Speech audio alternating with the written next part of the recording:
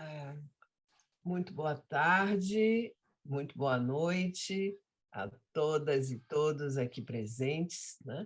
Estamos iniciando mais um seminário Anísio Teixeira, que é organizado pelo Programa de Pós-Graduação em Educação da Faculdade de Educação da Universidade Federal do Rio de Janeiro, né? Estamos aqui com muita honra, recebendo o professor da Universidade do Porto, professor André Santos, e sua né, uma orientanda, já doutora, se eu não estou equivocada, né?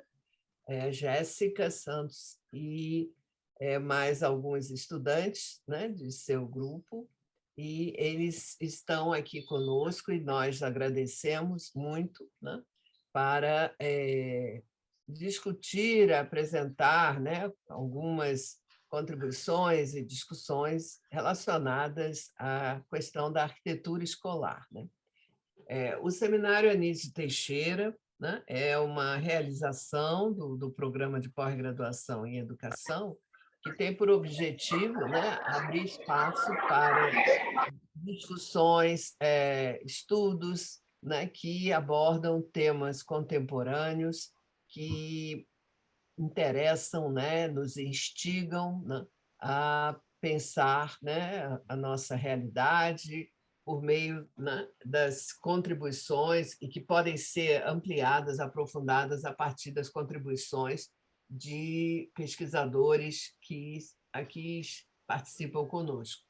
Então, essa oportunidade, né, que também afirma, né, estabelece uma parceria com a Universidade do Porto, né, a partir de uma parceria nesse momento ainda informal, mas quem sabe a gente pode, né, dar continuidade, aprofundar esses diálogos, e o que certamente vai enriquecer, né, de forma bastante importante possibilidades de pesquisa, de investigação dos nossos estudantes.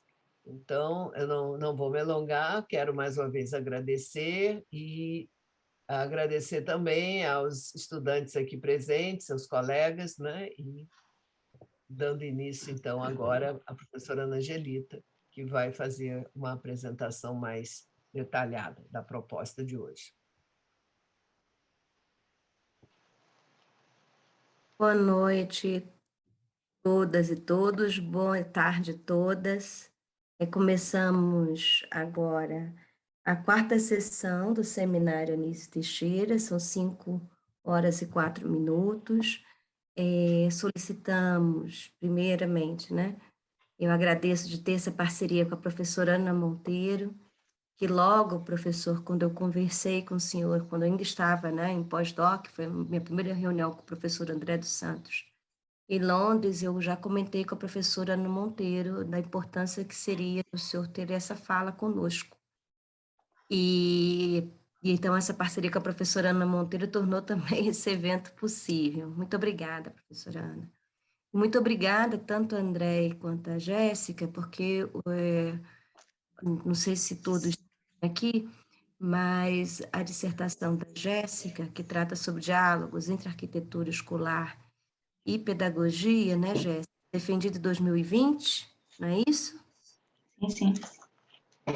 Ela foi objeto de leitura do nosso grupo de pesquisa, e essa foi a razão também de ter esse primeiro contato com o professor André dos Santos, em razão da qualidade do texto da Jéssica e das contribuições para pensarmos diversos objetos dessa relação entre espaço e escola, que é a preocupação do grupo de estudos Espaço, Currículo e Avaliação.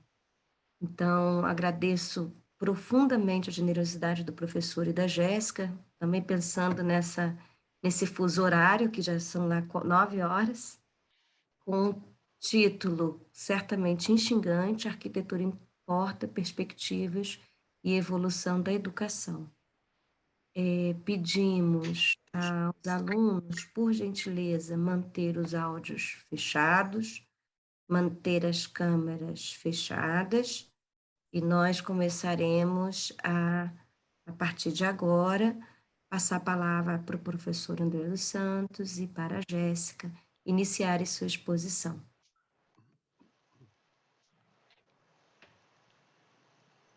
Ora, muito boa tarde, aqui boa noite, são quase, já passa das 21 horas, e começamos por agradecer o convite e esta oportunidade em partilharmos algumas das nossas reflexões sobre o espaço escolar que têm vindo a ser desenvolvidas no contexto de um projeto de investigação designado Escolas, Complexidade e Interpretação. Agradeço em particular à professora Ana Angelita da Rocha e à professora Ana Maria Monteiro esta oportunidade. Agradeço ainda à nossa equipa de investigação e em particular à Jéssica Costa e ainda à Francisca Mendonça e ao Leonardo Barros a contribuição nas temáticas das suas investigações. É um prazer e uma honra podermos estar aqui convosco. Esta conferência é dedicada à dialética entre a arquitetura e a pedagogia e será organizada em 6 partes.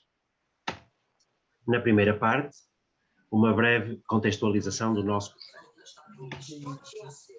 Na segunda parte, afirmamos sem ambiguidade a arquitetura importa. Na terceira parte, apresentamos uma das mais importantes operações de reabilitação de edifícios escolares, o Programa de Modernização das Escolas com Ensino Secundário, que ocorreu em Portugal. Na quarta parte, visitaremos o conjunto de 74 escolas já intervencionadas e que definem o universo de estudo do nosso projeto de investigação.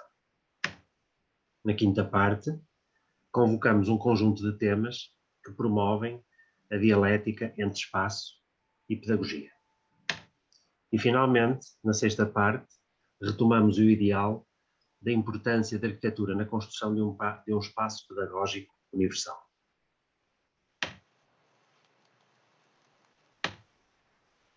Começamos com uma breve contextualização e apresentação.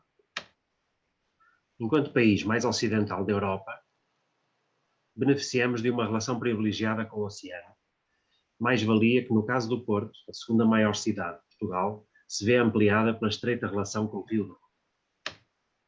A Faculdade de Arquitetura é uma instituição inserida na Universidade do Porto, cujo edifício foi projetado pelo arquiteto Cisa Vieira há pouco mais de 40 anos, beneficiando dessa relação privilegiada com a paisagem e com a água. É nesta faculdade que, enquanto docente e investigador, coordeno em conjunto com uma equipa formada por alunos e ex-alunos o projeto de investigação com a designação de Escolas, Complexidade e Interpretação. Este projeto tem vindo a refletir as mais variadas dimensões da evolução do edifício escolar, nomeadamente em Portugal, e mais especificamente nas transformações que resultaram de um programa de reabilitação de escolas com ensino secundário designado de PMES.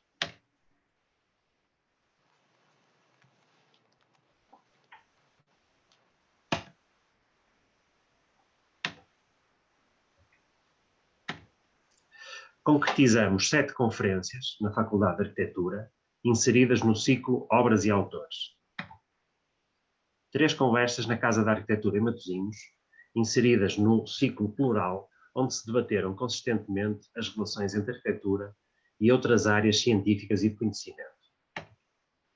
Realizamos ainda uma exposição homónima do projeto, de novo na faculdade, onde refletimos sobre cada uma das 74 escolas, na relação estrita com cada um dos 5 temas principais que norteiam esta investigação. A reorganização espaço-funcional, a reabilitação e valor patrimonial, o contexto urbano, infraestruturas e expressão arquitetónica. Para além de inúmeras participações em encontros e congressos, temos vindo a publicar artigos em revistas da especialidade. E neste momento, encontramos a desenvolver um livro, publicação que irá reunir o conhecimento produzido no âmbito deste projeto e que lhe assinalará a conclusão. Parte 2. Em Arquitetura Importa, iremos convocar o conhecimento de um conjunto de personalidades de diferentes áreas científicas que têm vindo mais recentemente a refletir e a debater a relação entre espaço e a pedagogia, e mais particularmente as consequências na aprendizagem da qualificação e caracterização espacial. De facto, Apesar das motivações que sustentam as diferentes teorias serem fundamentadas em pressupostos não necessariamente coincidentes, é significativa a importância com que pedagogos e arquitetos afirmam a determinação da arquitetura no processo de ensino-aprendizagem. Observamos os edifícios, as paredes, o mobiliário. Pressentimos a vida que percorreu estes espaços, as pessoas que os habitaram, tudo o que aqui foi cumprido e tudo aquilo que ficou por cumprir. Analisamos a disposição das salas e das carteiras. Verificamos as práticas de ensino, apreendemos diferentes pedagogias. António Nóvoa convoca a escola enquanto valor que, para além das condições espaciais, transporta a memória dos usos e, sobretudo, das pedagogias enquanto valor de memória e de cultura. Nos séculos XIX e XX, assinalam-se importantes momentos na valorização da educação e no direito universal à escola. Contudo, será sobretudo no século XXI que a arquitetura escolar e a sua relação com os novos processos pedagógicos se destacam na discussão contemporânea, comprometida com o recentramento a partir do valor da criança. E, nesse sentido, verifica-se consensualidade sobre o dinamismo que a contemporaneidade exige, induzido e reclamado pela constante evolução da pedagogia, das formas de interação pessoal e espacial, da socialização e da cultura de cada grupo e de cada época. Considerando-se a educação um fator prioritário para o desenvolvimento das sociedades, o caráter multidisciplinar desafia as fronteiras de cada uma das áreas de conhecimento que convoca, tornando-se fundamental adotar abordagens que assentem numa metodologia interdisciplinar. Efetivamente, o reconhecimento da escola enquanto espaço que prepara e direciona as crianças e os jovens para a vida em comunidade demonstra-se decisivo na consciencialização da arquitetura escolar como veículo de socialização, transcendendo a sua condição física e ampliando a sua condição pedagógica.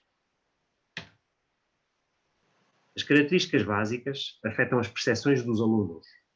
Qualquer estudo sobre o impacto do ambiente físico na educação precisa de ter em consideração a complexidade do ambiente escolar. O ambiente físico é tanto um fenómeno social quanto físico. Neste contexto, o espaço escolar assume um significado cultural, podendo ser entendido como uma espécie de discurso materializado e que institui um sistema de valores como ordem, disciplina e racionalidade e se afirma também como um discurso pedagógico. Considera-se então que a convicção de que a arquitetura importa coloca a ambição de recentrar na dimensão humana e social a sua essência ou razão. Atendamos agora a diversas sensibilidades dos autores que mais recentemente têm vindo a debater esta dialética.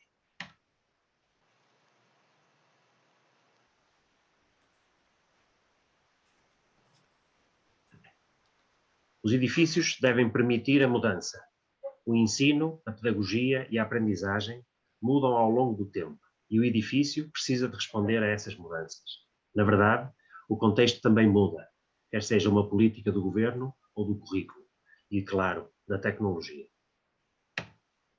O ambiente físico também precisa de incluir espaços silenciosos, assim como salas de uso múltiplo que permitam aos estudantes trabalharem sobre diferentes temas durante longos períodos de tempo e encorajarem um currículo integrado.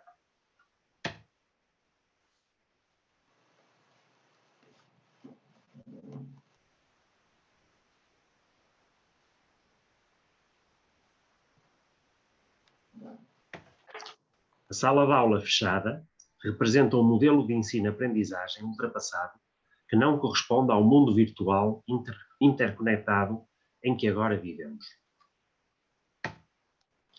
Tem sido claro que as pedagogias centradas no aluno estão fortemente condicionadas pelas salas de aula tradicionais. Ken Fisher coloca a tónica no espaço modular e nuclear da escola, a sala de aula, refletindo e entendendo que a sua estaticidade e estanquidade já não se adequam às necessidades contemporâneas do processo de ensino-aprendizagem atual.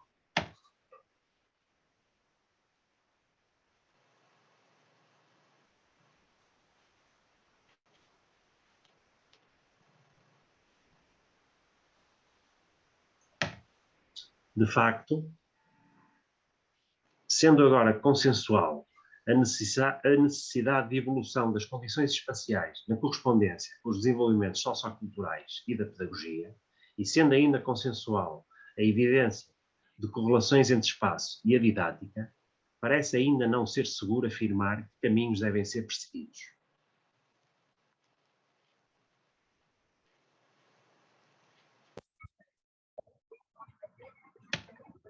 A arquitetura é pedagógica.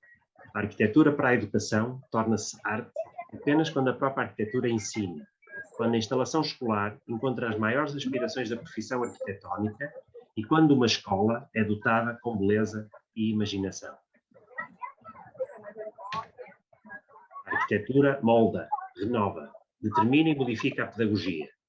O espaço não é um contexto, é um jogador-chave. A organização de um espaço significa organizar uma metáfora de conhecimento, de imagens, que nós sabemos e aprendemos.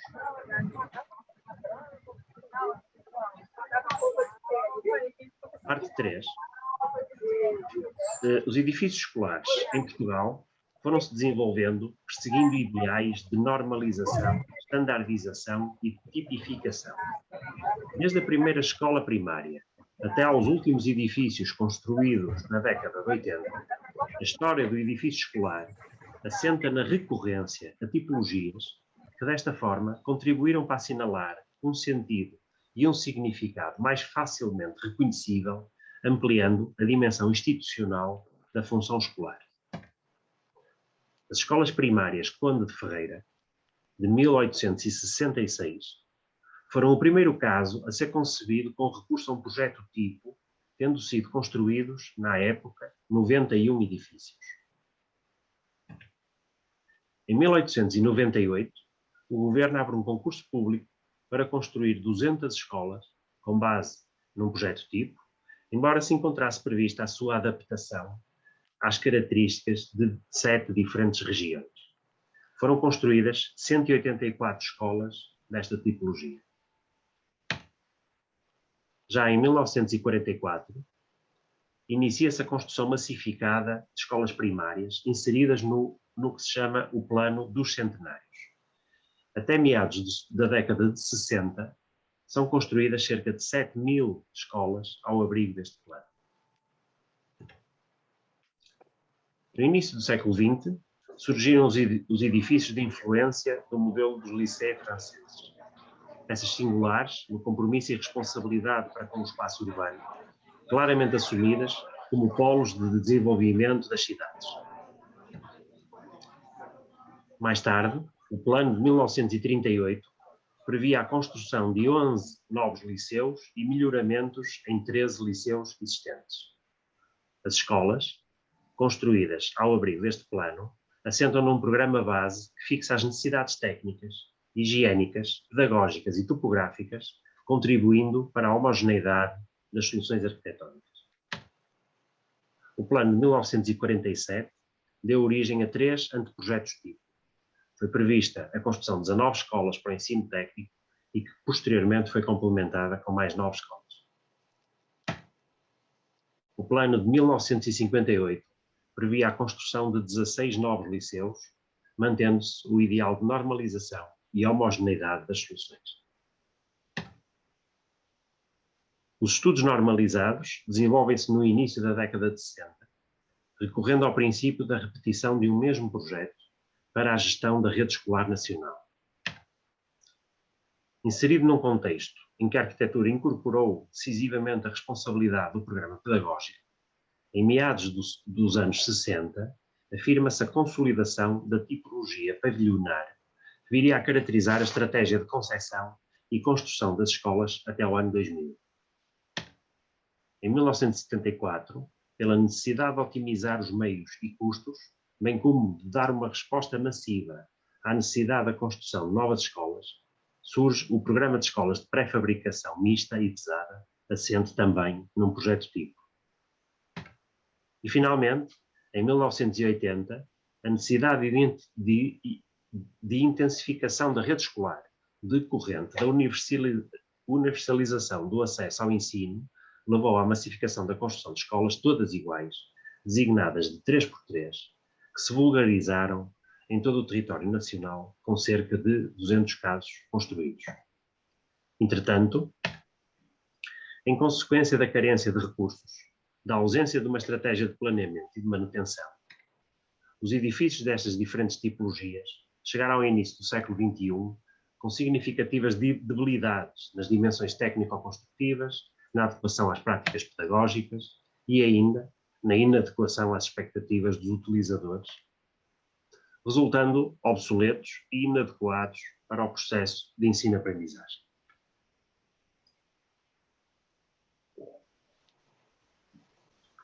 E é neste contexto que em 2007 o governo português cria a empresa pública Parque Escolar e o programa de modernização das escolas com ensino secundário, com a missão de reorganizar e modernizar os edifícios escolares com ensino secundário, à data em número de 477. O programa previa intervir em 330 dessas escolas através de um faseamento entre 2007 e 2015 e que atingiu uma taxa de concretização muito significativa, tendo-se reabilitado 205 escolas. Nesse sentido, o programa apenas intervém sobre edifícios pré-existentes. O programa convoca a exclusividade dos projetos educativos de cada escola e perspectiva a criação de uma estratégia de manutenção a prazo que nunca se tinha verificado anteriormente.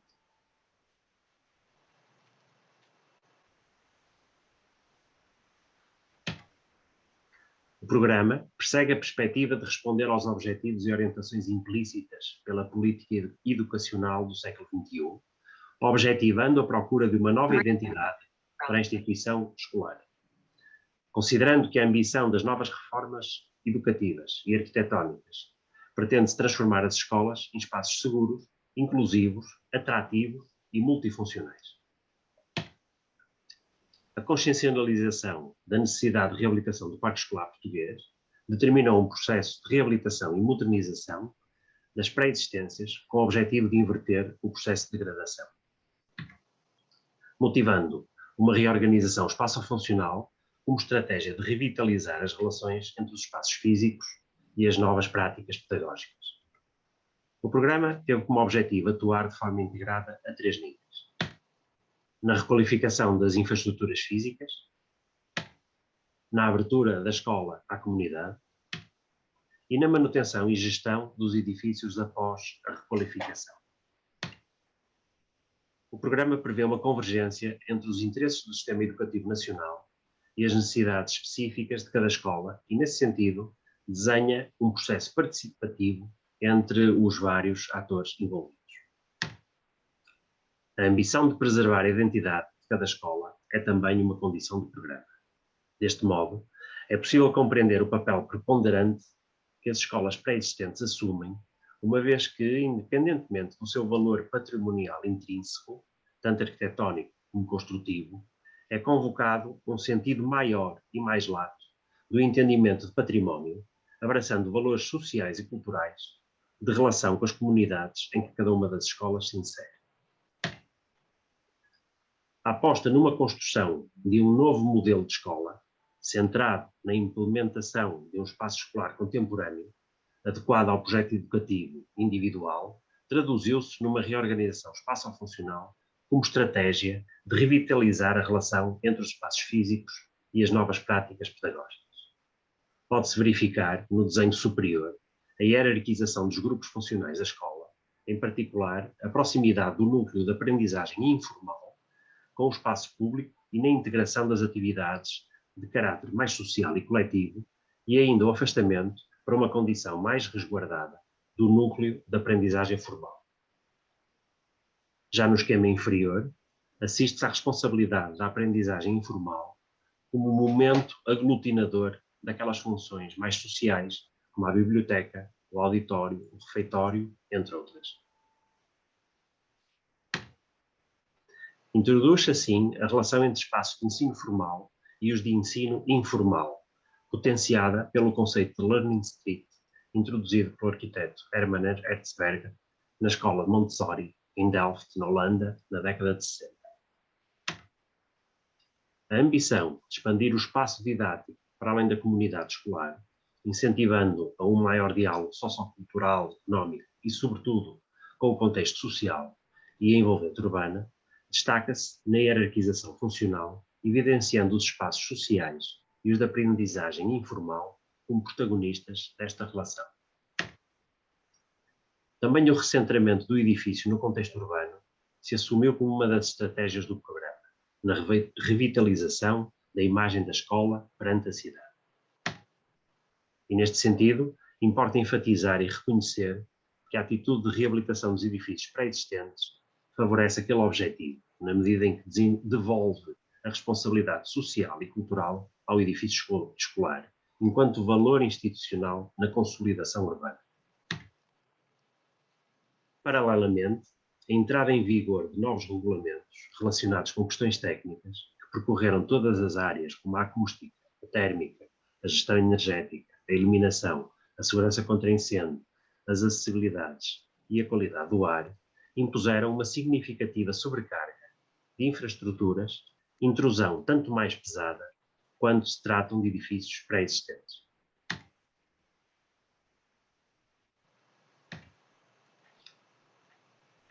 Apresentaremos agora uma visão panorâmica das 74 escolas intervencionadas, numa sequência com um total de duração de cerca de 3 minutos, uma imagem por cada escola e sem comentários.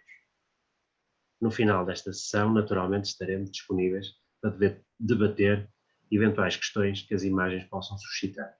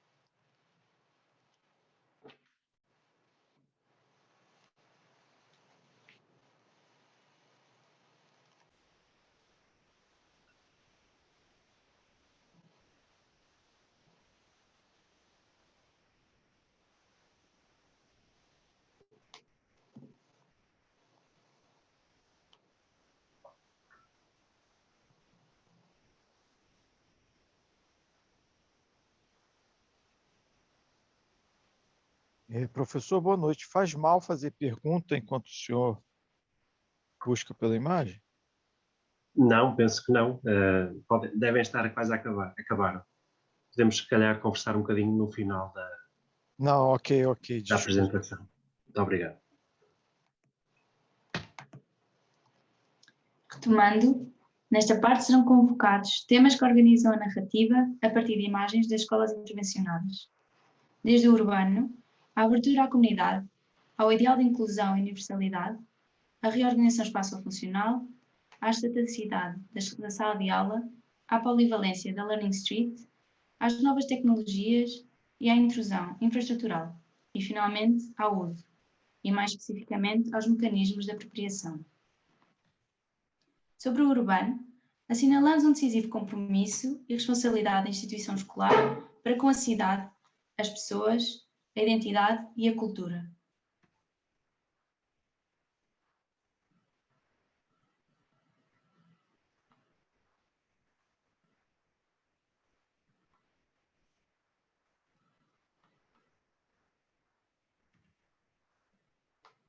Historicamente, os edifícios escolares em Portugal assumem uma enorme importância na conformação dos espaços urbanos e sociais das cidades.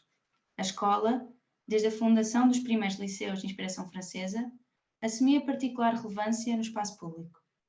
Esta afirmava-se como um polo indutor de urbanidade, centro de relacionamento e interação entre os vários agentes da comunidade. Esta circunstância, ao longo de grande parte do século XX, foi-se alterando, num longo processo que acompanha em muitos aspectos a sedimentação de uma doutrina política ideológica austera e descomprometida com as melhores práticas arquitetónicas. Ainda que, até à década de 1930, tenham sido construídas escolas que assumiam as mesmas preocupações urbanas e sociais, como tinham sido projetados os liceus históricos, e até fazendo eco da linguagem moderna que descolotava no resto da Europa. A verdade é que com o afastamento ideológico do Estado Novo, em relação ao resto da Europa, a partir das décadas de 1940 e 1950, estas preocupações deixaram de ser convocadas. Esta situação de crescente descomprometimento com os valores sociais e urbanos da arquitetura vai ser ainda mais agravada a partir da década de 1970, quando começam a surgir os programas de construção massificados de edifícios escolares standardizados. Estas construções anónimas, totalmente desqualificadas do ponto de vista formal, expressivo, urbano e social, foram-se proliferando ao ponto de constituírem quase 80% do conjunto de escolas agora intervencionadas. Neste contexto, um dos principais objetivos do programa é a reintegração das escolas nas cidades, retomando a sua função de polo urbanizador e socializante. Em estreita ligação com este desígnio, surgiu de requalificação da imagem da instituição escolar, através da arquitetura contemporânea e apelativa. A abertura à comunidade surge intimamente relacionada com o objetivo anterior, afirmando a intencionalidade em aumentar os níveis de compromisso e, consequentemente, de revalorização e redignificação da escola pública. Para isto, procura-se criar condições para favorecer a utilização da escola em atividades extracurriculares, tanto para a prática desportiva como para outras de natureza formativa, de eventos culturais, sociais e ainda de atividades lúdicas. Assim, para além dos espaços esportivos, os espaços polivalentes e, sobretudo, o espaço simbólico do saber, a biblioteca, constituiu-se como determinantes para o desígnio de afirmação da escola no espaço público. De facto, estes espaços passam a gozar de um maior protagonismo na imagem destes edifícios. Por outro lado, procura-se restituir uma relação que historicamente tinha vindo a ser perdida entre a instituição escolar e o tecido empresarial local, sobretudo com o alargamento da oferta formativa com os cursos profissionais. Desta forma, fomenta-se o reconhecimento da escola pela comunidade, reafirmando o seu papel no tecido económico e enquanto meio ativo do desenrolar de atividades sociais capazes de fomentar o enraizamento de uma identidade comunitária. A inclusão e a universalidade constituem objetivos maiores, na consciencialização de que há diferenças e há igualdades. Nem tudo é ser igual, assim como nem tudo é ser diferente. É preciso que tenhamos o direito de sermos diferentes quando a igualdade nos caracteriza, e o direito de sermos iguais quando a diferença nos inferioriza. O programa prevê um modelo participativo, capaz de enquadrar os valores de cada comunidade educativa e extraeducativa, onde a escola se implementa.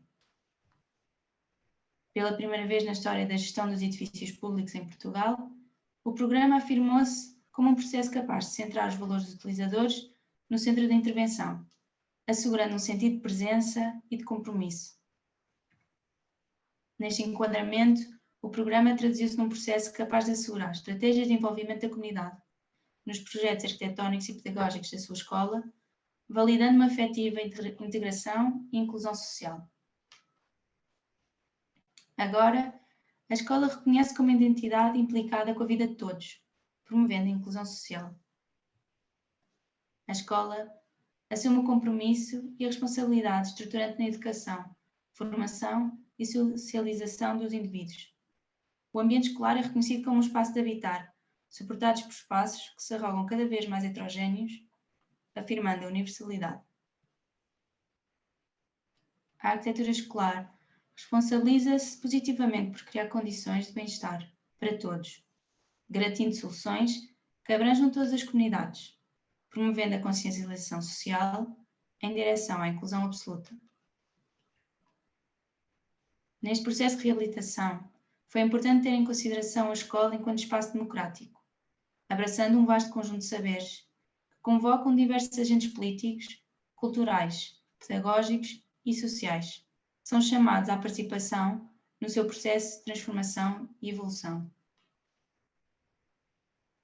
A escola redefine-se como um equipamento público, inclusivo e integrador da diversidade e da pluralidade social e cultural, capaz de entender e incorporar a diferença, enquanto qualidade que contribui para a afirmação de uma nova entidade.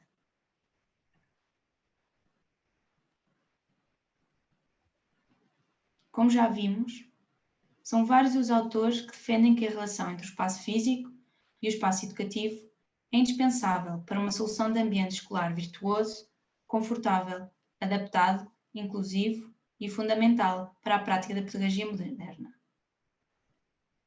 Detonando-se que a organização espaço-funcional se apresenta como um dos fatores fundamentais para a materialização daquelas condições. De facto, a reorganização espaço-funcional afirma-se como o processo consolidador para a implementação dos objetivos e das características da escola contemporânea, capaz de reconhecer e integrar os novos métodos educativos. Nesse sentido, a introdução de espaços destinados à aprendizagem informal assumem-se indispensáveis no funcionamento e na promoção de atividades pedagógicas que fomentem as relações interpessoais e pessoais. No entanto, e apesar da introdução destes novos espaços, destinados às funções sociais e culturais, a sala de aula continua a representar o espaço privilegiado para a transmissão de conhecimentos. Constatou-se que a reestruturação dos grupos funcionais, principalmente a articulação dos espaços sociais e de convívio, na relação com os ambientes destinados à aprendizagem informal, enriquecem e estabelecem novas dinâmicas e estruturas sociais e culturais. Destacando-se a biblioteca, pelo simbolismo incutido como o coração da escola e assumindo-se como uma rótula na relação dos espaços sociais e da integração com a comunidade extraescolar e a cidade. A organização da escola renasceu e desvinculou-se dos corredores com as salas dispostas em sequência linear, construindo antes uma multiplicidade de espaços formais e informais, com características diferentes, capazes de proporcionar um processo de ensino-aprendizagem descentralizado. Finalmente, permite-se concluir que a reorganização espaço-funcional constituiu o pretexto para a intervenção do PMES, afirmando o protagonismo da arquitetura na sua comprometida relação com a pedagogia.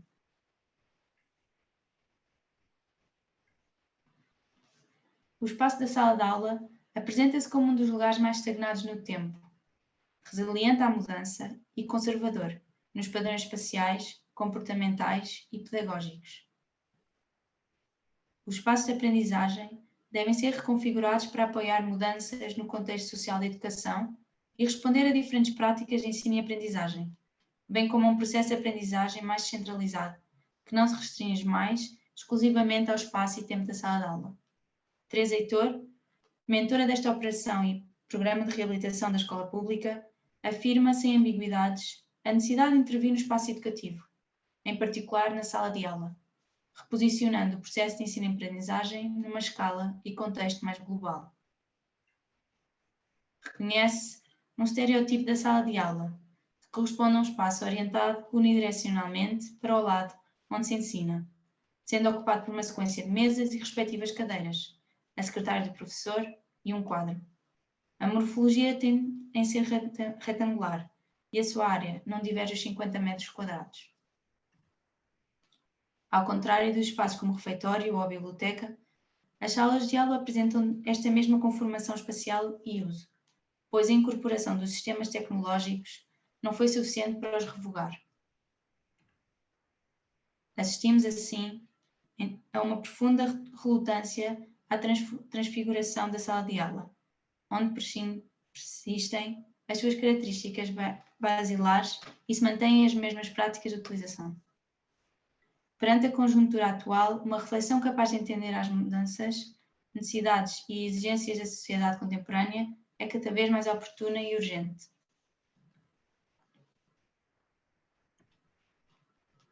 Como já referido, Hermann Etzberger, na Escola de Montessori, em Delft, desenvolve o ideal de um espaço que, em vez de apenas servir para circular, explora as valências de relacionamento, interação e múltiplas atividades informais, a Learning Street. A Learning Street constitui o ponto de convergência de percursos e de atividades escolares, devendo ser encarada como uma zona de utilização alargada a toda a comunidade escolar. A articulação dos diferentes setores funcionais é sustentada pela integração do conceito da Learning Street, onde a aprendizagem informal assume o principal mote orientador. Este espaço define-se como um elemento estruturador, aglutinador das diferentes funções e construções, sendo capaz de proporcionar condições espaciais para a realização das atividades diversificadas, alterando a identidade do corredor como elemento de distribuição e circulação, para um espaço de estar e de relação, que assegura a incorporação do currículo informal. A escola moderna foi invadida por ondas, fios e tubos. Dentro da sala, a tecnologia digital proporcionou níveis de interação mais desenvolvidos, enquanto que as novas tecnologias do Wi-Fi universalizaram o acesso à informação e asseguraram a possibilidade de interagir fora da sala de aula, tornando a utilização de espaços mais flexível e polivalente. Paralelamente, os novos regulamentos determinam uma imensa carga infraestrutural que invadiu os espaços interiores, por vezes em absoluto excesso de protagonismo, e ainda os exteriores, conotando a escola como um símbolo de progresso, talvez não pelos melhores motivos. E as pessoas? O êxito de qualquer desenho depende do significado que tenha para os utilizadores. O significado é um resultado da ação, do uso e do movimento expressados em sinais de atividade. A escola incorpora uma responsabilidade que, conjugada com a pedagogia, intercede nos modos de habitar e nos processos de socialização dos utilizadores. Ao olharmos para a história dos equipamentos escolares portugueses, apercebemos-nos que a ausência de compromisso da arquitetura, não só em relação às propriedades construtivas e aos parâmetros de conforto ambiental, como também à pedagogia e às necessidades dos utilizadores, foi a causa de um cenário de degradação global das instalações e descontentamento da sociedade em geral. O programa deixou clara a sua intenção de inverter o cenário de degradação, ambicionando não só desenhar um modelo de escola apto a receber novos modos de aprendizagem e usos. De facto, vários exemplos ilustram e refletem a ambição de estimular novos modos de aprendizagem, bem como de ampliar as valências do espaço e estendê-las à comunidade. observa-se, de um modo global, um aumento muito significativo das condições de conforto, segurança, estética e infraestruturas das escolas. Quanto mais o ambiente escolar se apresentar convidativo e favorável à apropriação, mais intensas serão as sociabilidades e os usos, e, consequentemente, maior resultará a espessura social da escola. Contudo, apesar dos progressos, a missão do programa potenciava um patamar superior, em particular na evolução da sala de aula, que não se verificou. E, finalmente, defendemos que a arquitetura nasça a partir de uma forma de pensamento pedagógico e a pedagogia tenha em consideração a experiência vital do espaço arquitetónico. Na consideração de que o edifício escolar é muito mais do que um contentor. Juntamente com o corpo docente, com os estudantes e com o seu contexto familiar, realiza um verdadeiro sistema de interação, um sistema complexo no qual o ambiente físico interage com os fatores pedagógicos, socioculturais, curriculares, motivacionais e socioeconómicos. E ainda que o espaço escolar precisa de ser um ambiente que dialoga com a sociedade e que respeita as culturas e diversidades locais. Por mais que busquemos exemplos estrangeiros, a escola precisa de ser pensada a partir da própria realidade para assim se moldar de acordo com o lugar em que se encontra. E, sobretudo, para e com as pessoas com que se encontra.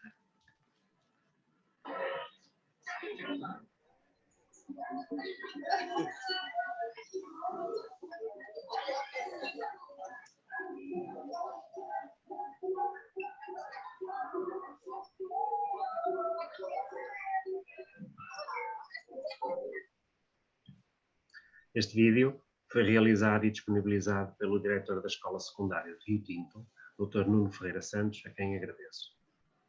E chegamos ao final, estando disponíveis para debatermos qualquer problemática do vosso interesse. Muito obrigado por esta oportunidade.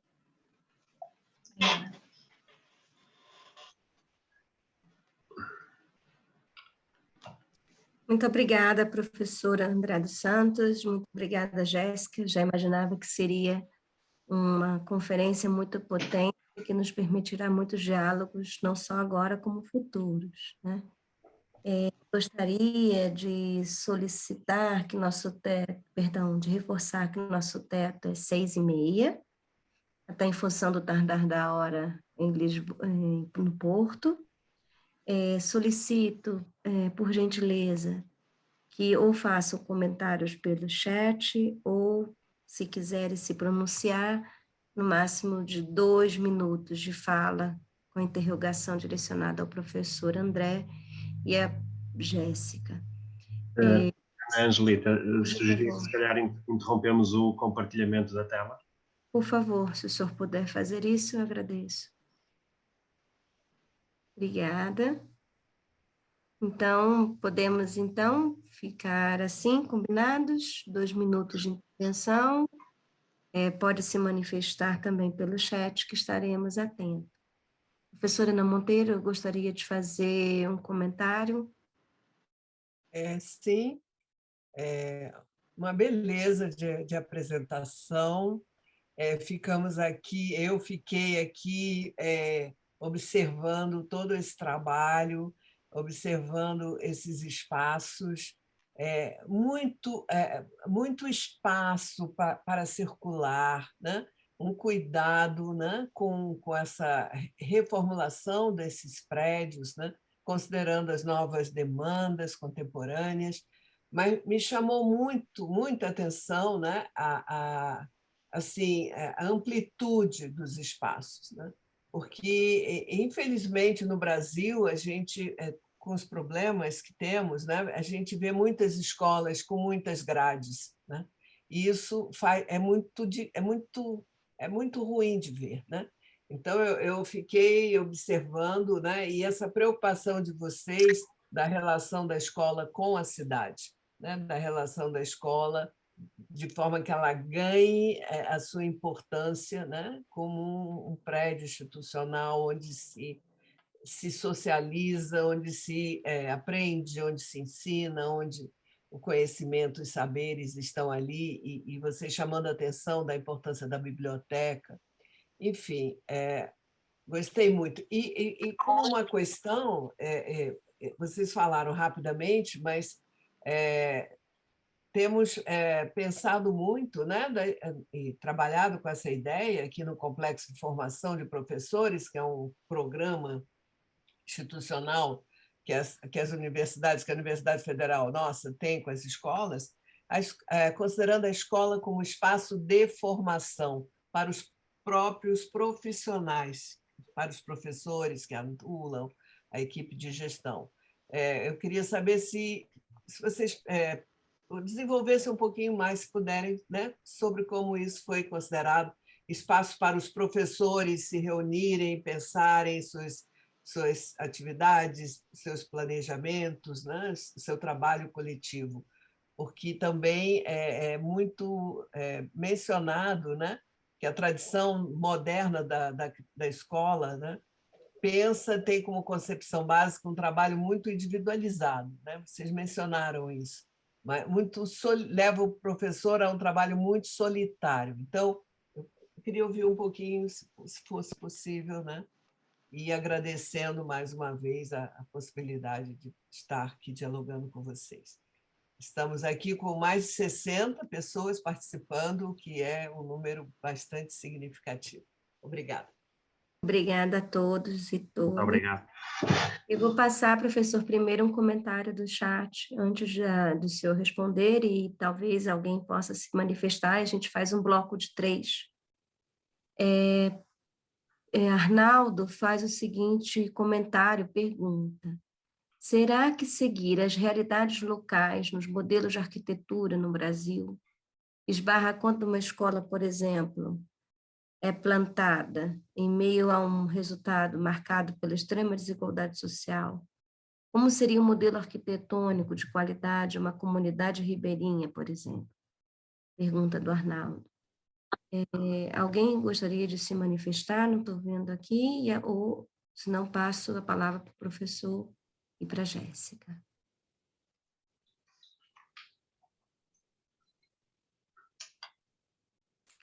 Ok, professor e Jéssica, fique à vontade para desenvolver seus comentários. Não, muito obrigado. Esta questão, começando pelo fim, esta questão colocada por Arnaldo parece que não encontra um esclarecimento ou uma resposta fácil. Na realidade, a sensação com que ficamos é que a importância da arquitetura na relação com o indivíduo, na relação com a sociedade, na relação com a pedagogia, de facto, são um conjunto de relações para as quais passamos a estar bastante mais atentos e que passaram a ser discutidas bem mais recentemente, com outra intensidade, mas também se desconfia, e a leitura mais atenta de cada um dos autores que se pronuncia sobre esta matéria, que efetivamente não há grandes conclusões. Isto também defrauda um pouco as expectativas da convicção entre a relação, por exemplo, da arquitetura com a pedagogia, mas que eventualmente não encontra respostas muito capazes para se afirmar como um conjunto de soluções que tendam a resolver os problemas específicos, não é? que existem. E eu acho que esta das desigualdades sociais, obviamente que é um tema muito, muito premente e muito significativo, que provavelmente não encontra facilmente uma tradução no resultado arquitetónico, não é? É mais uma questão de estratégia na criação do ambiente e da forma como se permitem a existência de espaços mais informais e que consigam ser melhor, digamos, cruzadores de diferentes formas de estar, de habitar, de cultura, enfim, que possam proporcionar ou promover um palco para uma maior integração social. Mas não creio que haja uma repercussão direta da arquitetura do ponto de vista formal, que não do ponto de vista estratégico. Não é? Isto em relação a esta questão. Em relação às questões primeiramente colocadas pela professora Ana Maria Monteiro, a primeira questão, que é muito importante neste nosso programa, foi a grande felicidade que o modelo do Hermann Erzberger conseguiu encontrar e como é que se conseguiu utilizar esse ideal do Learning Street.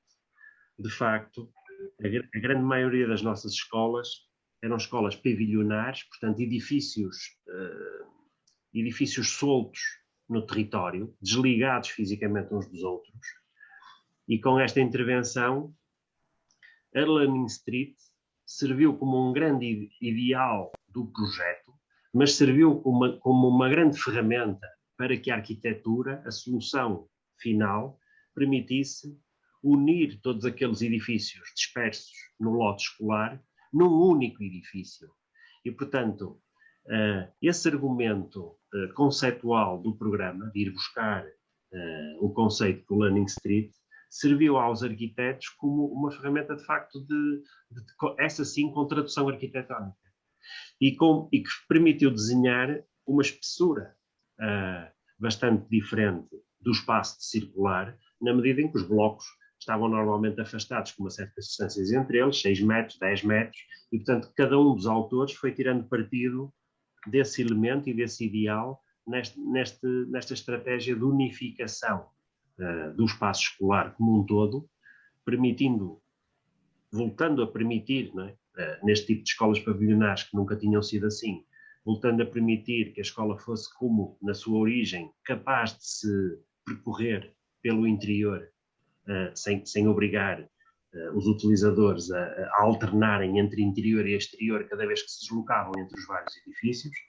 E obviamente que esse elemento proporcionou a criação de muitos e diferentes ambientes que puderam ser apropriados com diferentes objetivos, e um deles muito significativo é esta interação social e cultural, que obviamente ameniza as desigualdades sociais e que promovem um conjunto de atividades complementares e paralelas àquele ensino formal que acontece dentro da sala de aula. Portanto, a escola passou a ser um palco de múltiplas interações e de múltiplas atividades, que não apenas aquelas que aconteciam mais tradicionalmente na sala de aula. Depois, em relação aos projetos educativos, realmente há uma articulação entre o currículo nacional e as especificidades que cada escola coloca, porque as escolas começaram por ser, as direções das escolas começaram por ser convidadas a apresentar as suas necessidades específicas na relação com o contexto social, económico, produtivo, e, por exemplo, os cursos técnico-profissionais surgem neste contexto muito relacionados com cada local. Não é? Há uma oferta formativa de cada escola que, desse ponto de vista, é diferente de outras escolas que estão à esquerda ou à direita, ou a norte ou a sul. E, portanto, houve esta estratégia, não é, de atender às necessidades e às vontades locais. Depois, o programa é muito musculado. O desenho das funções que vão, no fundo, ser adotadas no desenho global da nova escola é, de facto, muito musculado e, portanto, assegura um conjunto de espaços, seja para o docente trabalhar individualmente, seja para que os docentes se reúnam em conjunto em pequenas salas, seja para que exista espaços para a associação de pais poder estar dentro da escola, um gabinete de psicologia para fazer apoio a situações ou a meninos mais complicados, do ponto de vista comportamental. Enfim, gabinete médico, salas polivalentes. Há um programa muitíssimo musculado que fez com que, genericamente, a maioria das escolas, ao ser intervencionada, cresceu cerca de 60% a 70% diária. Naturalmente, há uma maior replicação das salas de aula, mas a fatia maior que afeta esta construção, não é, acrescida, é deste programa especial. Portanto, todos os espaços sociais e de trabalho, inclusivamente para funcionários, os funcionários passaram a ter instalações para se vestirem, para se despirem, para tomarem banho, uma sala de pausa equipada com copa, uma pequena zona de reuniões e de relaxamento. Enfim, há um programa de facto muito extenso e muito musculado, acho que é o termo. Muito bom, obrigada. Jéssica, queria fazer uma complementação, porque eu tenho também uma pergunta e a Valéria também fez um posicionamento no chat. Quer fazer um comentário, Jéssica, antes do segundo bloco? Bem, na pergunta, a primeira pergunta que o professor André falou, do Arnaldo, eu penso que a arquitetura nunca se irá traduzir especificamente a partir da pedagogia, não é? Será sempre um diálogo entre as duas, e esse diálogo será importante para o comprometimento com a comunidade que vai servir, não é? E é essencial que a arquitetura esteja sensibilizada para as necessidades das pessoas que realmente vão usar o edifício, não é? E era o que o professor André dizia, as escolas foram, apesar de tudo, as escolas foram todas seguidas por um programa que está muito determinado, apesar de que, e também para fundamentar esta ideia de que a arquitetura será sempre diferente, ou seja, as escolas seguiram um programa, mas apesar de tudo, os edifícios construídos ou as propostas que depois acabaram por ser construídas são todas muito diferentes e muito múltiplas. Os arquitetos também tiveram a oportunidade de interpretar estes programas e também interpretar as necessidades das escolas e isso foi materializado em edifícios que são muito, muito diferentes e muito complexos, muito individuais a cada comunidade. Esta questão que está aqui colocada pela Valéria é muito interessante e é muito especial no âmbito deste programa. Como acabei de dizer, cada uma das escolas sofreu um aumento muito significativo de área construída. E como naturalmente os recintos, portanto, não sei como chamam no Brasil, mas o lote escolar ou o recinto escolar, não é? O limite da sua periferia de contacto com o espaço público não se alterou. Os terrenos das escolas não aumentaram. Portanto, construiu-se sobre os territórios já existentes, o que quer dizer que se perdeu muito em quantidade de espaço exterior. Foi muito afetado, digamos, a área de espaço exterior que existia foi muito afetada, foi muito ocupada com construção. No entanto, também pela primeira vez na história da arquitetura escolar em Portugal, foi tido um cuidado muito significativo na concepção do espaço exterior e na sua articulação direta com os espaços interiores. Devo dizer que nós, arquitetos dos edifícios, não fizemos o projeto dos espaços exteriores, porque pela primeira vez na história foram contratadas equipas de arquitetos paisagistas em cada um dos projetos de cada uma das escolas intervencionadas. Portanto, isso denota o cuidado e a sensibilidade para a requalificação dos espaços exteriores. Portanto, diminuiu muito em área, mas ganhou bastante em qualidade espacial, em qualidade ambiental e nas valências que também se conseguem desenvolver nos exteriores.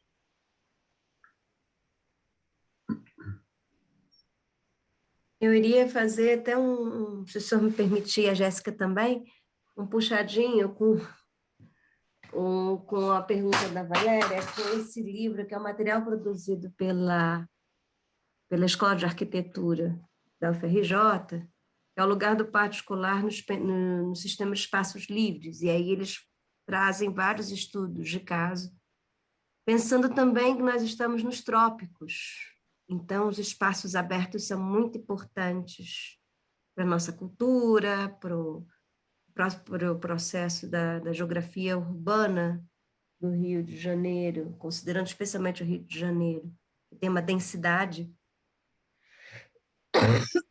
perdoe, tem uma densidade demográfica muito importante, tem uma densidade das edificações também muito importante. Então, muitas vezes, os espaços abertos de circulação estão nas escolas. Lembrando que também é uma cidade segregada. Então, talvez assim, a pergunta da Valéria seja também uma preocupação da gestão também, né, de muitas escolas, que são os usos dos pátios, né? Os pátios no Brasil têm muitos usos.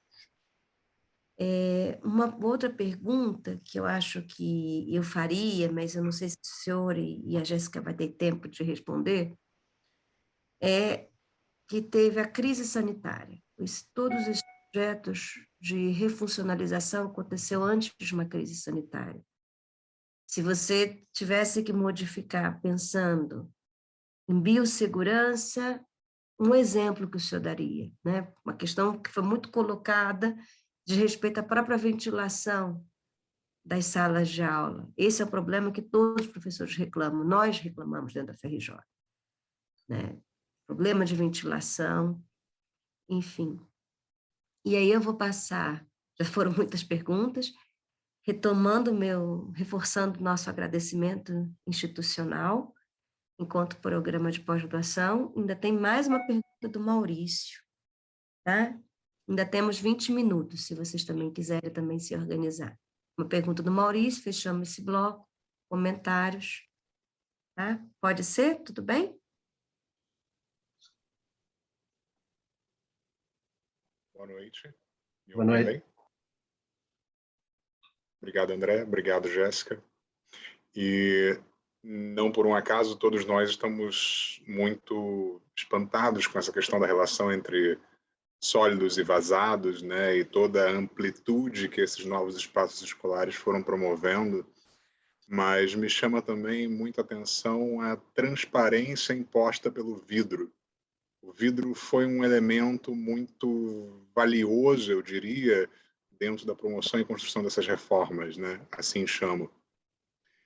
E, enquanto um elemento de transparência, eu me questiono aqui algo que foi dito por vocês, mas que me deixou provocado, como democraticamente essas propostas de reforma foram sendo construídas. Peço desculpa, se for possível repetir. Há aqui muito ruído. Vou repetir. Obrigado. Eu dizia sobre o valor do vidro nessa construção da transparência, e isso me provocou sobre um interesse sobre como isso foi construído democraticamente nessas comunidades escolares. Vocês fizeram algumas induções sobre esse processo de construção, mas também não entendo se não me parece que esse seja essencialmente o objeto de pesquisa de vocês, mas havendo algum tipo de resposta nesse sentido, eu ficaria bastante agradecido. Muito obrigado. Não sei, Ana Angelita, se tinha terminado o bloco das questões. Aqui no chat não vi mais alguma questão, mas alguém levantou a mão e eu não vi? Não vi nenhum. Não. Então, fechamos esse bloco. Ok. Sobre esta primeira questão, que no fundo convoca a relação entre o cheio e o vazio, naturalmente, se nós recuarmos aos primeiros edifícios de maior escala, como por exemplo aqueles que usaram os modelos franceses de liceu, naturalmente o pátio era um elemento-chave que permitia construir mais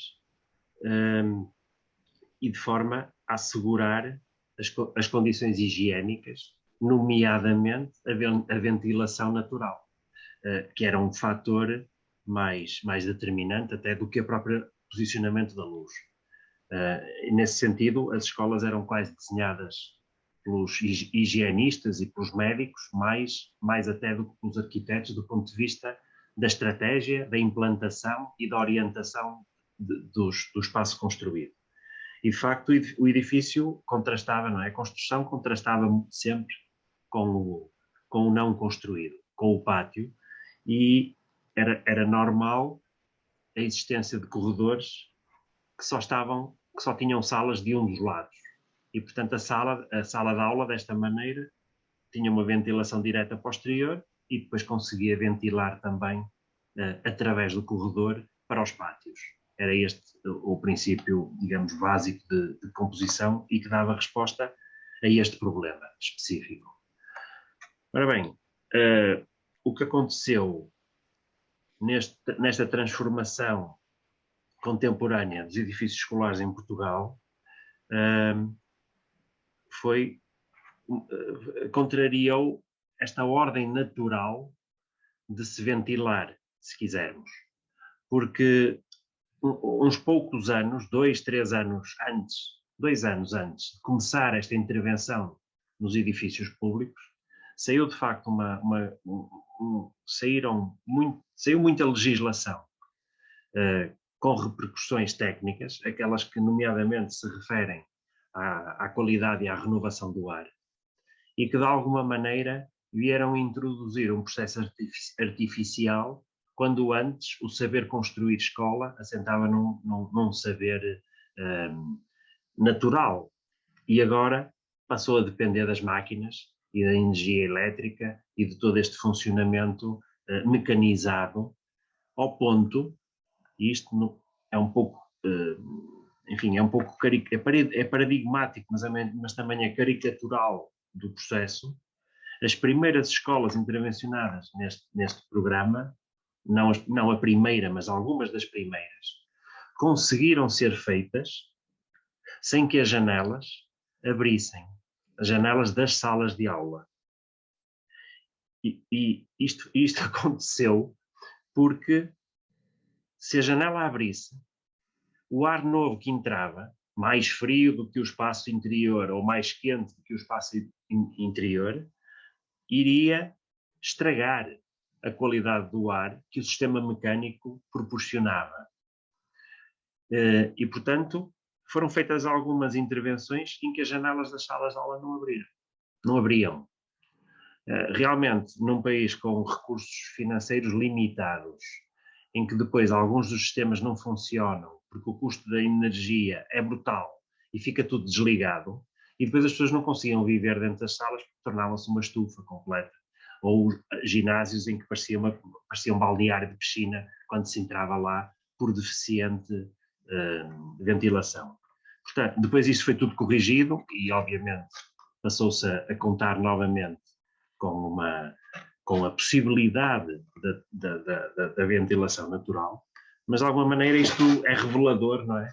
De uma menor inteligência e de saber fazer quando algumas regulamentações entram de forma artificial, digamos, elas próprias, tal como os higienistas médicos desenharam o liceu tradicional, agora os tecnicistas e os regulamentadores de todos estes aspectos também foram capazes de interferir com o desenho, não é?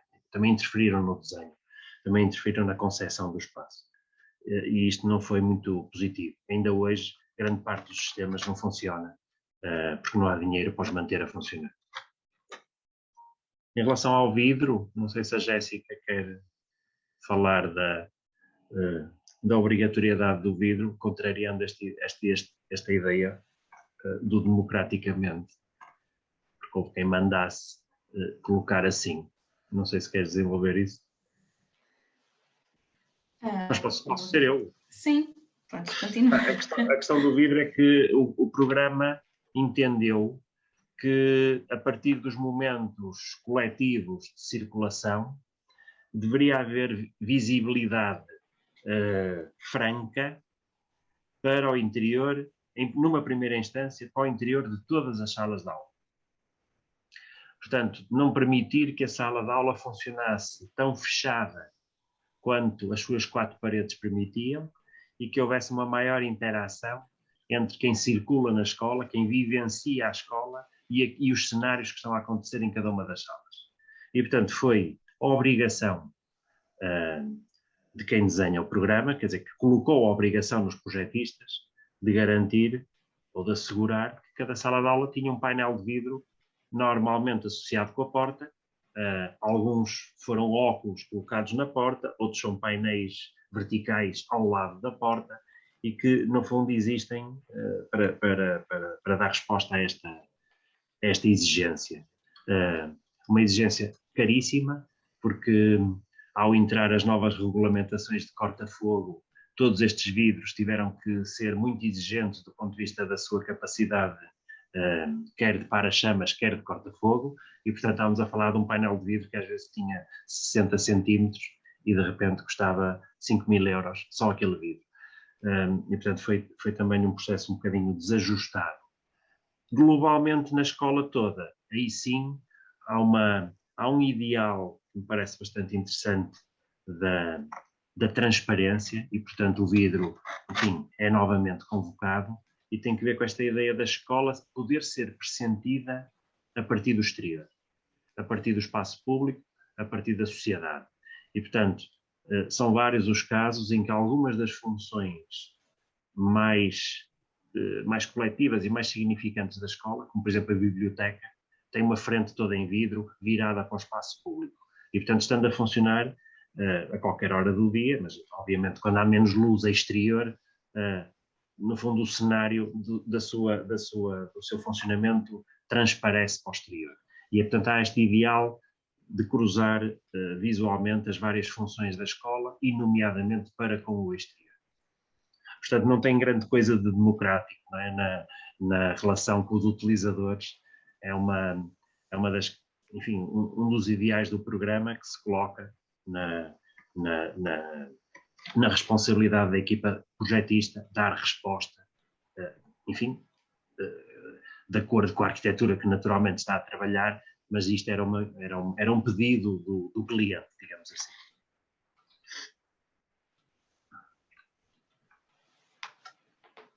Excelente, muito bom. Professora, são 18h19, né? Estamos super pontuais e muito objetivos, e somos 55 nesta sala, né? O que vocês propõem, né? Mas tem mais alguma pergunta? Quem gostaria de fazer mais alguma intervenção, algum comentário?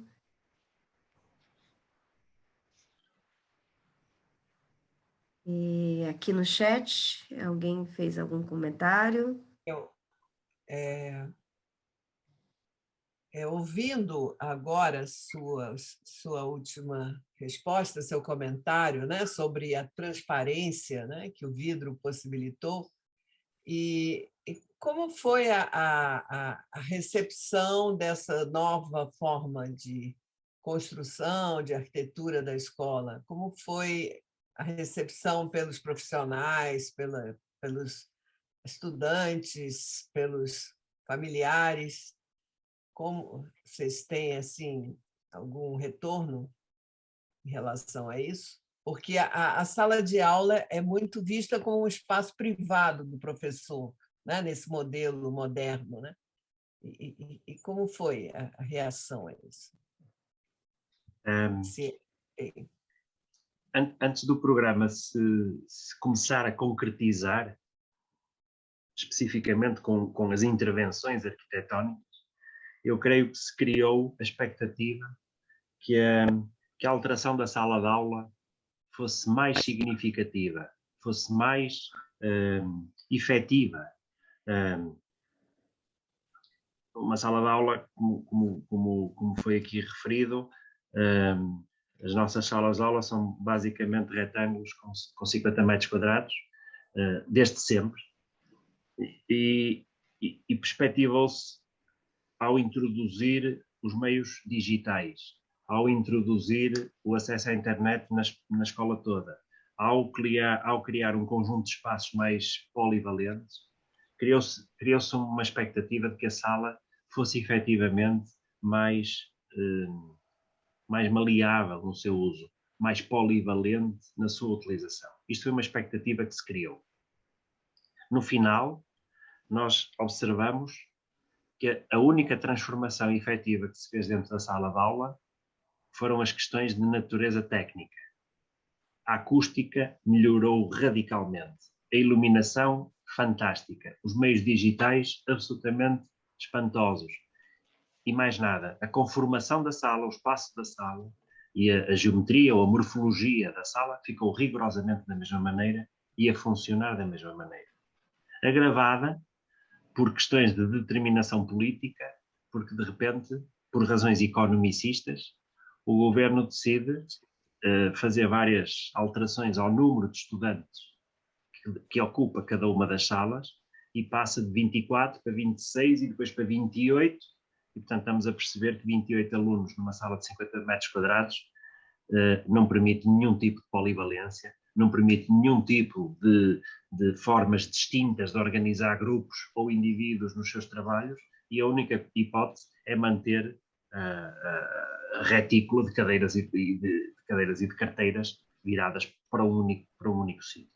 Portanto, entre um objetivo inicial de uma maior intervenção e de explorar, a partir da transformação arquitetónica, explorar diferentes métodos pedagógicos que podiam entrar para o interior da sala de aula, não é? para dinamizar um outro tipo de experiências, e aquilo que foi a realidade, muito musculada tecnicamente, mas também muito carregada de mais alunos e que, portanto, ficou completamente estática e não polivalente. Eu penso que os professores, entre esta expectativa inicial, do qual eles tiveram algum receio, porque abalava potencialmente a sua estabilidade do seu espaço. E aquilo que efetivamente resultou, eu penso que as pessoas ficaram imensamente contentes por ter um vidro que lhes permitisse serem vistos, porque o receio era que, às tantas, as paredes da sala de aula podiam desaparecer e, portanto, podiam ser muito mais invadidos do que através da visão. Esta é não sei, é um pouco uma brincadeira, mas acho que há aqui um fundo de alguma verdade nesta transformação e no sentimento que no fundo, os professores têm em relação àquilo que disse, e muito bem, é o seu espaço mais privado e onde é mais difícil perspectivarmos alterações. Não é? Há uma enorme resistência da forma de utilizar aquele espaço. Isto uma visão relativamente ao espaço da sala de aula. Relativamente à escola no seu todo, parece-me que o sentimento é diferente e, portanto, não tanto de alívio, portanto, como na sala de aula, mas de satisfação. E, portanto, os funcionários, o pessoal administrativo, os docentes, os alunos, os pais dos alunos, toda a gente ficou completamente boquiaberta com este tipo de intervenções. Ninguém estava à espera que, num contexto histórico em que intervir numa escola era mudar uns vidros que tinham sido partidos e dar uma nova pintura no espaço da secretaria, nunca ninguém acreditou que este programa reformulasse completamente a escola no seu todo, por dentro e por fora. Estamos a falar de obras que o valor médio destas intervenções são 15 milhões de euros. Eu não sei fazer a tradução, digamos, do câmbio, mas tivemos escolas desde 10 milhões de euros até 20 milhões de euros de custo de obra. Cada uma? Cada uma. Portanto, isto é um programa muito exigente do ponto de vista financeiro. Isto quer dizer uma transformação muito profunda, e as pessoas que viviam nas escolas, de facto, só estavam habituadas a mudarem um vidro ou darem uma pintadela num teto que já estava um pouco menos interessante. E nesse sentido, de facto, ficaram boquiabertas, muito espantadas, muito surpresas e muito agradadas. Também é verdade que muito rapidamente toda a gente se adapta aos novos espaços. E passado 3, 4 anos, os espaços já estão cheios de problemas, não é? Criticados pelas pessoas, porque de facto a memória de como eram antes já se esbateu e portanto já desapareceu da ideia das pessoas, não é? Portanto já estão a exigir novas questões que nem sequer sonhavam com elas antes, no espaço anterior.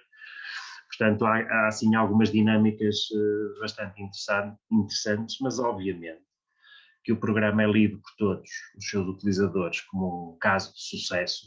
Não será por acaso que a OCDE se tem pronunciado muito favoravelmente, com um conjunto de crítica favorável, positiva, relativamente a todo este programa. Professor, complementando, eu suponho que houve também mudanças no mobiliário escolar? Houve umas mudanças, umas delas não muito felizes, outras delas mais inteligentes. Houve, de facto, uma reformulação do mobiliário, digamos, de utilização mais prática. As carteiras das mesas secretárias, não é, dos alunos e as cadeiras dos alunos foram completamente renovadas. E para soluções standard, não é? Escolheram o objeto ideal e compraram sempre o mesmo modelo para todas as escolas. O que os autores podiam fazer era, dentro daquele modelo, escolher uma cor, podiam variar a cor que melhor se adaptasse às características do espaço. Mas o modelo era o mesmo para todos. E depois os novos espaços, auditórios, bibliotecas, salas de convívio, refeitório, salas de trabalho dos professores, gabinetes individuais de professores, tudo isso foi tudo mobilado de novo. E, portanto, foram poucas as escolas que mantiveram os armários e o mobiliário mais histórico, mais antigo. Mantiveram-se em alguns ambientes museológicos, ou com esse caráter, às vezes expostos nos corredores, mas com esse caráter, e tudo o que tem o caráter mais funcional foi tudo renovado. Muito bom. Professor e Jéssica, são agora 18h22. Tem mais uma pergunta, mas antes eu vou pedir a Valéria desculpas, porque já estamos no avançar da hora. Eu queria pedir para o professor e para a Jéssica, se puderem deixarem no chat o link de vocês para os alunos seguirem e divulgarem os trabalhos, os próximos trabalhos, se possível. E assim, como professora da Faculdade de Educação, eu fico muito feliz que tenhamos uma tarde, noite, debatendo arquitetura escolar. Eu acho que é uma pauta, considerando a dimensão da sustentabilidade, a questão da biopolítica, num país de grandes injustiças como a nossa. As escolas, isso eu lembrei aos meus alunos, não deve se esquecer dos CIEPs e do esforço do Oscar Niemeyer. Então, em bairros extremamente empobrecidos, o edifício de monumentalidade é a escola, é um CIEP. Então, eu gostaria muito de reforçar meus agradecimentos, deixar nossa casa aqui no Brasil.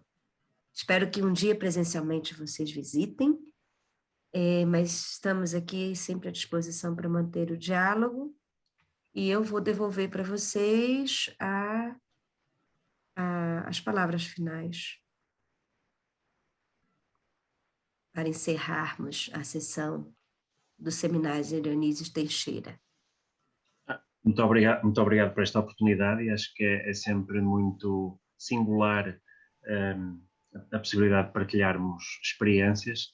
Eu, a certa altura, fiquei um bocadinho com a sensação, e mantive até ao fim, de facto, estarmos a apresentar uma experiência que tivemos deste lado do Atlântico, provavelmente em algumas das questões não serão coincidentes nem completamente focadas com as preocupações ou outro nível de preocupações que existem desse lado do Atlântico, não é?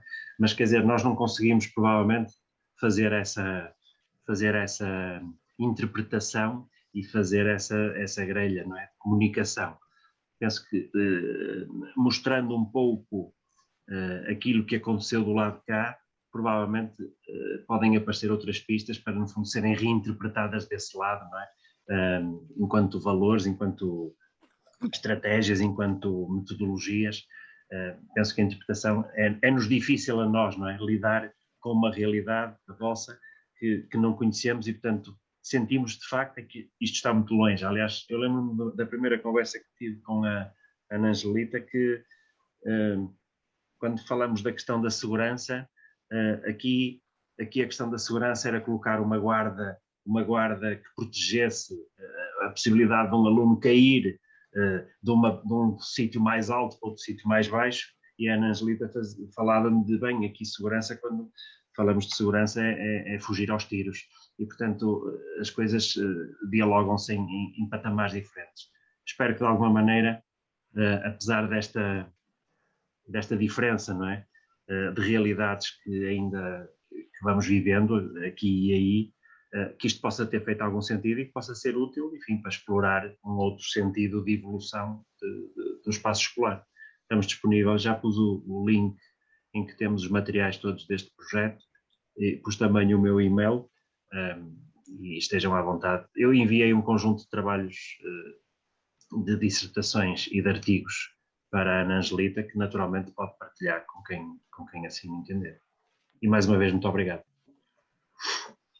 Eu também só queria agradecer pela oportunidade e também pelo interesse na minha dissertação, final de mestrado, e foi um prazer estar aqui e podermos partilhar também a nossa experiência e as vossas experiências. Obrigada.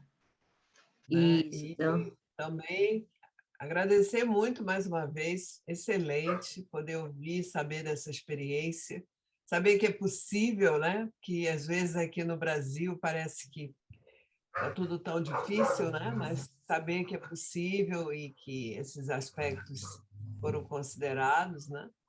E essa relação, né? Pedagogia e arquitetura, né? Com essa apresentação, Muita potência, né? não é? Uma potência, uma relação muito, muito potente. Realmente não vou esquecer essas imagens dessas escolas amplas, né? com espaços para circular, com pessoas se encontrando, né? Vai ficar na nossa mente, com certeza, nessas possibilidades para todos nós. Muito obrigada a todas e todos. Encerrando agora a gravação.